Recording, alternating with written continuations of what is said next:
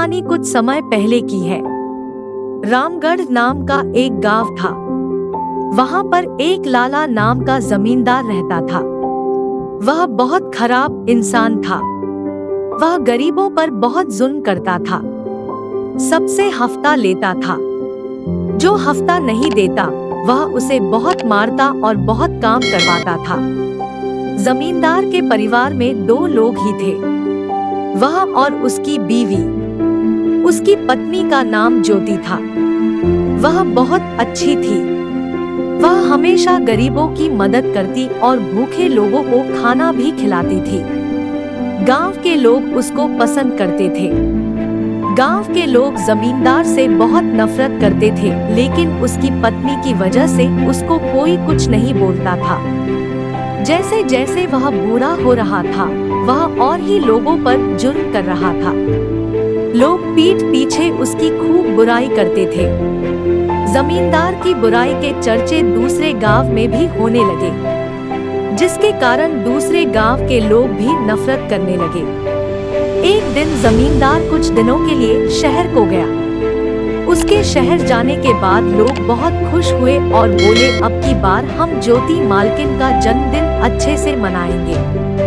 गांव के लोगों ने ज्योति के जन्मदिन के लिए बहुत तैयारियां की। सब लोगों ने मिलकर खाना बनाया और ज्योति मालकिन के घर देने गए। ज्योति ने भी सभी लोगों को कपड़े और पैसे दान किए। ज्योति ने सभी गांव के लोगों को पेट भर के खाना भी खिलाया। कुछ दिनों के बाद जमींदार शहर से गांव आया।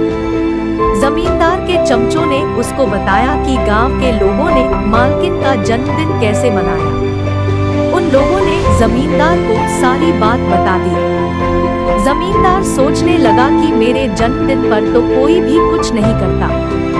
जमींदार को लगा कि इस बार गांव के लोग जरूर कुछ न कुछ करेंगे। वह अपने जन्मदिन का इंतजार करने लगा।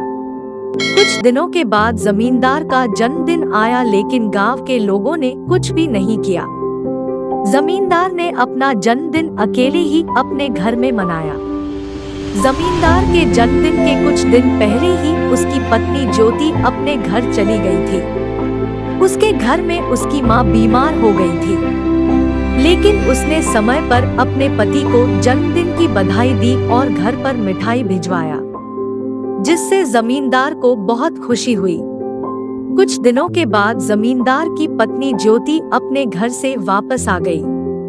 उनका जीवन अच्छे से चलने लगा, लेकिन जमींदार को अभी तक समझ नहीं आया था कि गांव के लोग उसका जन्मदिन क्यों नहीं मनाते हैं। इसलिए वह बहुत परेशान हो गया। अपने पति को परेशान देखकर उसकी पत्नी ज्योति ने कारण पूछा।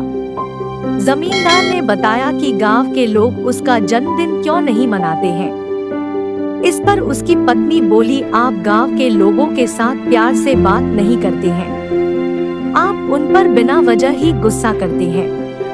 इतना सुनकर उसको अपनी गलती का एहसास हुआ। तब से उसने कसम खाई कि वह गांव के लोगों के साथ प्यार से बात करेगा और कभी नहीं सताएगा। उसका ये बदलाव देखकर गांव के लोग खुश हो गए। गांव से सारे लोग भी जमींदार से प्यार करने लगे और गांव में चारों तरफ खुशियां ही खुशियां थी। इस कहानी से हमें यह सीख मिलती है कि जैसा हम कर्म करेंगे वैसा ही हमको फल भी मिलेगा। यदि हम लोगों का भला करेंगे तो हमारे साथ भी भला ही होगा।